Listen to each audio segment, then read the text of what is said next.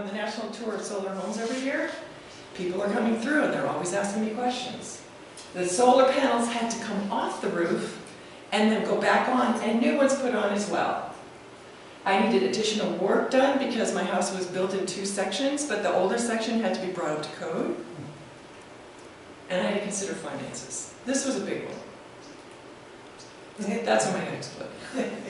I can see you shaking your heads and you're going, yeah, I see. You know what I'm talking about?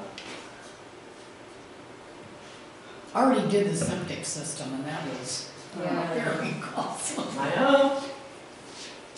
So the roof requirements, I needed a standalone Class A fire-rated material. So I had asphalt fiberglass composition shingles. Then I had to have 138 miles per hour wind resistance because I'm right in a canyon, and that wind comes right down this canyon. I had to meet Title 24 requirements for the state of California. I wanted Energy Star rated roof, a cool roof. I wanted to meet green building standards for energy performance. I wanted it reasonably priced. That's why it's at the bottom of the priority list. And it had to be pretty. I'm on the tour. Everybody in LA understands what this means. We can buy Botox on every street corner. We get that. Thank you, ladies. So that's what I ended up with. Sage green. It's really beautiful. And I thought, oh wow, that's great. That's exactly what I want. Let me just say, part of my homework where I dropped the ball on this, I didn't get a sample. This is not really sage green. This like lemon yellow, lime green is gray. It's not a gray green, it's a green gray. It's a slightly greenish gray. So here's the seduction. Of course, and I went, oh my God, I am so doing this to the lower part of my house. But this is going to be gorgeous. It didn't end up looking like this. Had I known it was gray, I would have gone with a white roof. I just gone white. So I ended up with Owens Corning Duration Premium Cool Shingle Sage. The other thing I did, and this is where I had to, again, when I interviewed all of the roofers, I actually had to have 4 of them. None of them said, do you need this underlayment? This is a 1/4 inch of mineral, rollable mineral that goes right over the tar paper. What this does is on your roof, which will start collecting embers, it delays heat from the embers moving into your attic.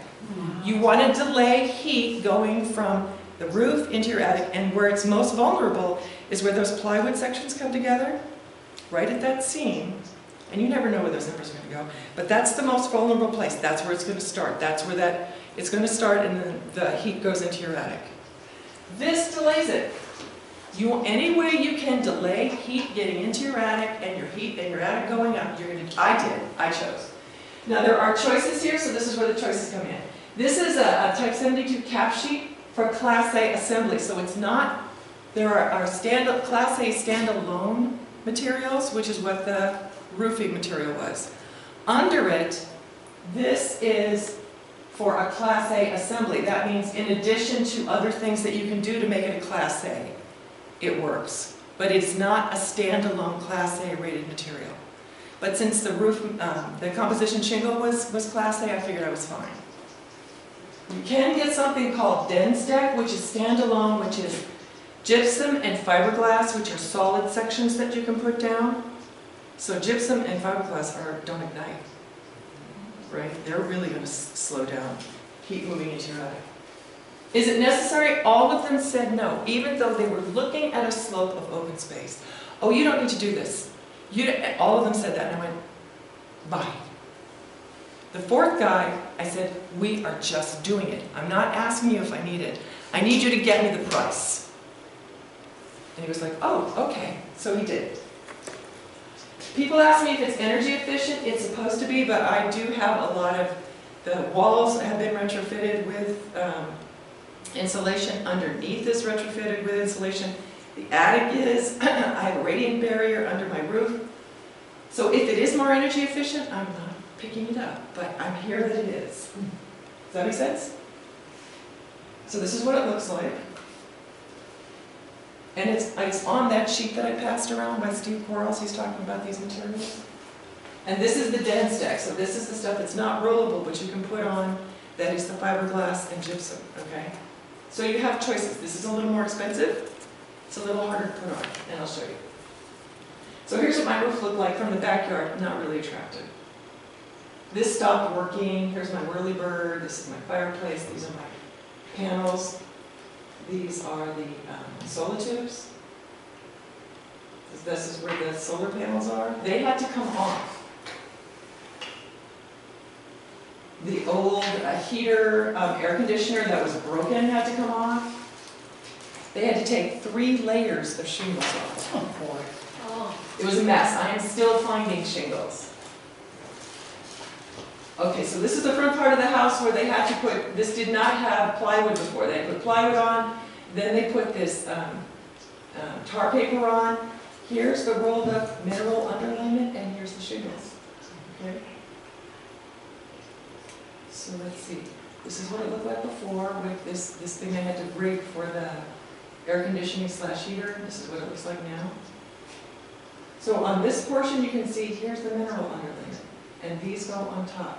Composition shingle goes on top of this. So this is going to help delay getting any heat into your attic.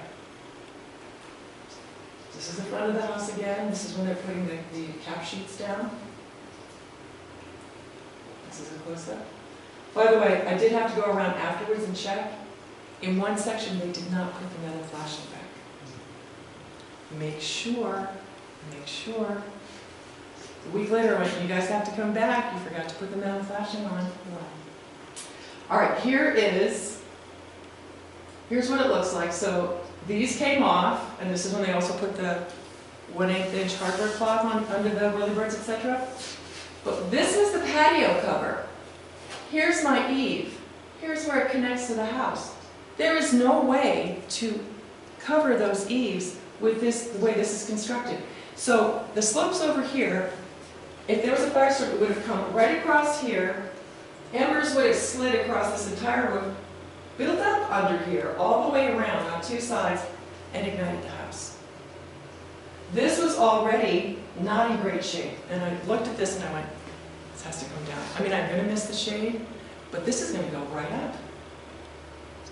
In addition, if a firestorm came down that slope, these are huge windows. It would go under here and get stuck. There'd be no place for any wind, anything coming down the slope to go except right through my house. Because the patio cover kept it there. That's why it had to go off. It came off just 2 years ago.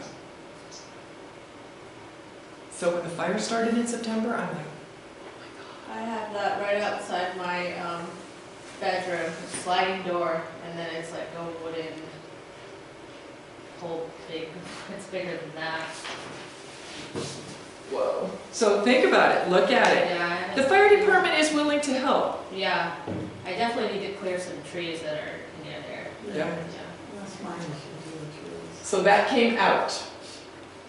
So the roof price, there it is. It included removing the solar panels, removing the central air unit, removing 3 layers of old shingles. I had to put plywood on most of the house. I had a mineral underlayment. I had Owens Corning shingles and reinstall the solar panels. So this is pricey. But this is also a lot of work. And again, in September, I was like, all right, so windows. I'm going to be honest with you. I'm just doing this now because the last thing that's left are 2 doors that open out and they're the closest to the open space area. They're still single pane windows. They're the last thing I have to do. So I started my investigation on windows here, and I'm looking at, should this be, what kind of window should this be? It's looking at thermal expansion in the frame versus here. Why do they crack? What's going on here? And this is more related to radiant energy. So that's that heat that you feel when you stand in the sun, even on a cold day. Mm-hmm. So it's the energy that would be transferred directly from a fire to an object near it.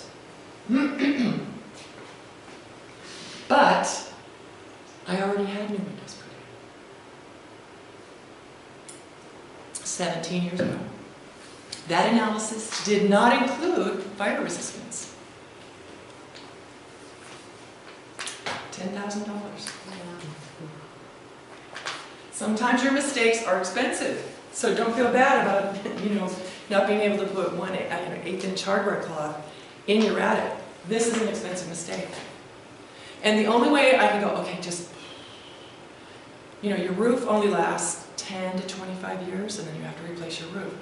Normally, you would not have to do this with windows, but I'm just going, is it worth your house? No. Okay?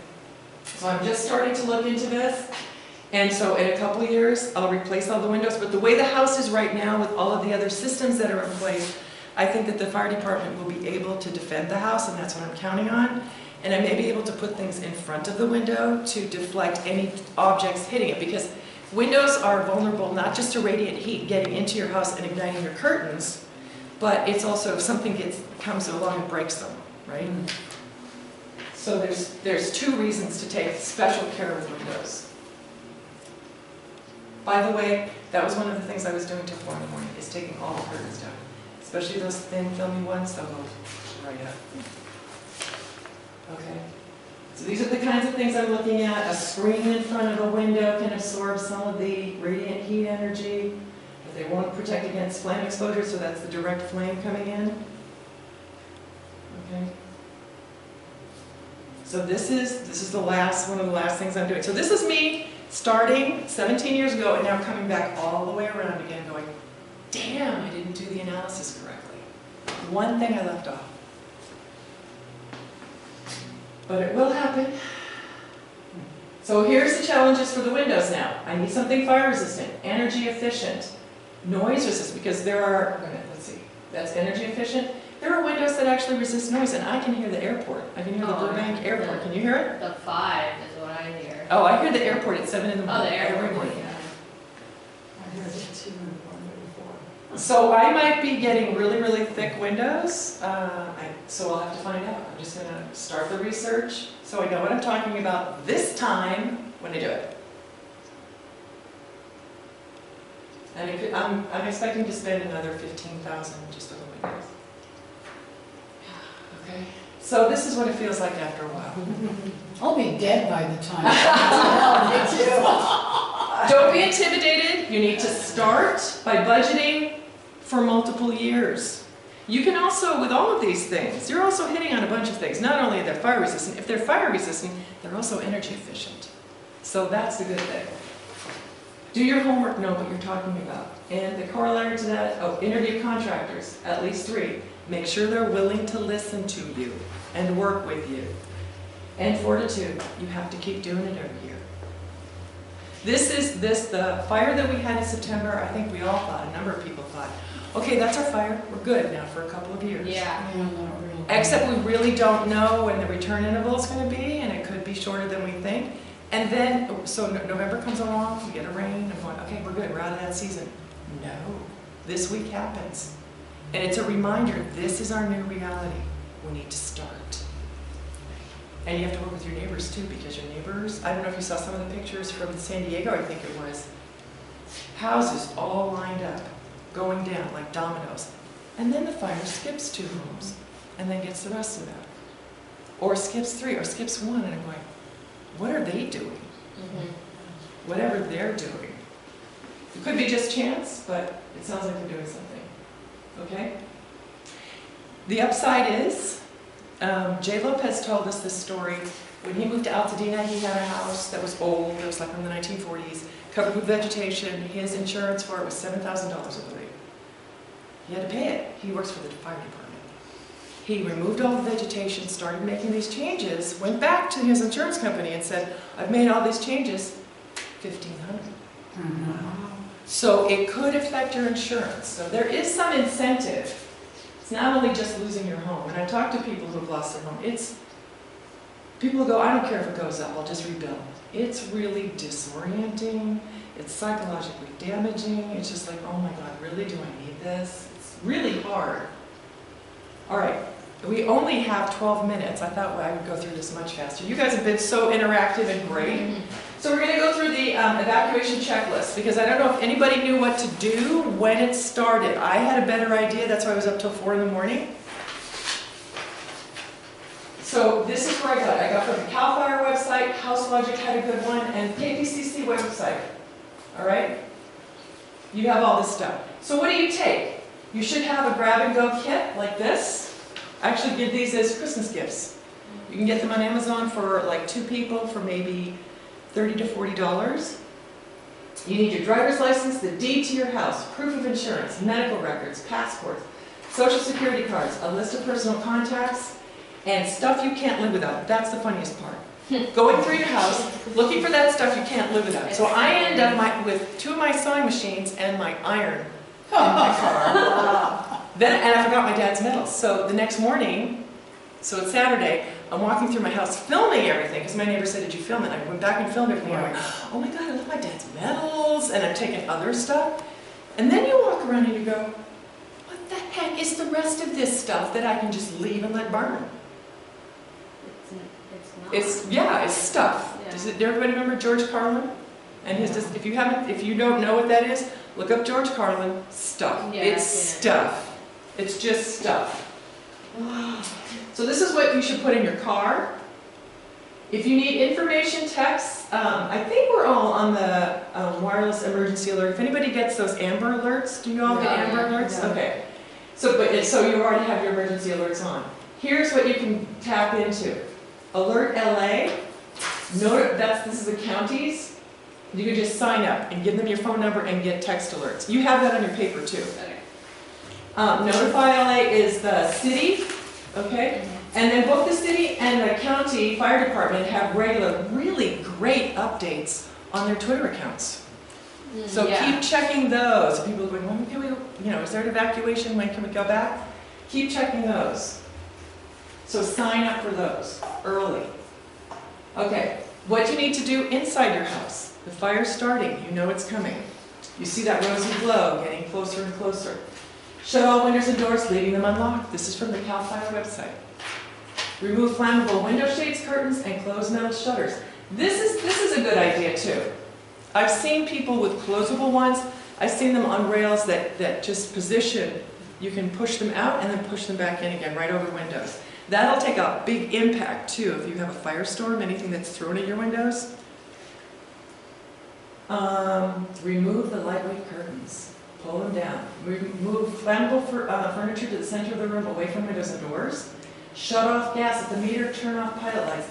If you need a special thing to shut this off, now's the time to get it. By the way, when you shut it off, you're going to have somebody come to turn it on again. Don't forget. Okay, so there's 2 sides to that. Leave your lights on so firefighters can see your house under smoky conditions, especially at night. Shut off your air conditioning. Okay, that's what you should do inside your house. With everything, all your photographs, if you don't feel like you have to evacuate and have it at the back door, start doing this stuff. Outside your home, gather up flammable items from the exterior. I've already done this. I already told you I went through, maybe I did. I got rid of anything that was flammable, all tchotchke stuff, so that firefighters can just move through my yard like the wind. Turn off propane tanks, move the propane barbecue appliances away from structures. Connect garden hoses. We had people saying that you had done that, right? But don't leave them on. Fill water buckets and place them around the house. Don't leave sprinklers or water running. They can affect critical water pressure. Leave exterior lights on so your home is visible to firefighters in the smoke or darkness of night. Okay. Put your emergency supply kit in your vehicle. Since Christmas is coming up, you should hand them out as presents. Back your car into the driveway. I heard a number of people say this. Keep your keys with you. Have a ladder available and place it at the corner of the house for firefighters to quickly access your roof. I didn't know about that till this last fire. Seal attic and ground vents with pre-cut plywood or commercial seals. If you have the 8-inch hardware cloth, you're already good. Patrol your property and monitor the fire situation. Don't wait for an evacuation order if you feel threatened. If you feel threatened, leave. Especially where we are, it's on Roscoe, it's one way in, one way out. Right. There's 347 houses there. If everybody leaves at the same time, it's going to be a mess. Yeah. Check your neighbors and make sure they're preparing to leave, because some people don't. And here's the resources. So Do you have that on your handout here? I don't know if I have the fire center of Berkeley on there. Let's see. That is another really, really great website. Website. No. Oh, I think they, on the CAL FIRE website, you can link to this, but yeah, go ahead.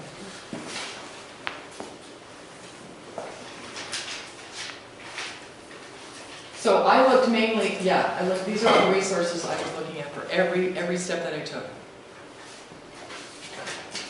Although the 1/8 inch hardware clock came from the teacher from the class that I took several years ago. Everybody get this? Yes. Anybody who's listening here, who doesn't have the handout that I had, you have an opportunity then to come on down to Theodore Payne Foundation and check it out for its native plants and pick up a copy of the handout, and Lily Singer will have it. I guess I'll have it up front. So if you want the handout with all this information that we've gone over since the evacuation checklist, it's still available. And these are the people that we're doing it for. This was one of the first years, and I was just trying to get some stuff. Once I took out my lawn, everything was dead. There weren't any insects in the soil at all. It was like dead. So I just threw out all these seeds for either goldfields. And that's my daughter. Aww. She's 22 now. She's going to be an engineer. Oh. But that's what we're doing it for. So you can see we're on a cul-de-sac, so we have lots of space for the fire department to park, but they're going to have to come right through my yard to get back to the slope. Okay? Thank you. Well, any more questions? Yes. Yeah, I'd like to share this other website for alerts. It came up for a bunch of us out in Ventura County, but all you do is put in your zip code and it'll alert you to what's going on. So if anybody wants it, are you ready to write it down? The KPC, can I just say the KPCC website has the alerts by county. So the ones I gave were just for LA, but I saw the ones for Ventura. Yeah, this is as well. NIXLE.US. So, and I think it's throughout, well, US. So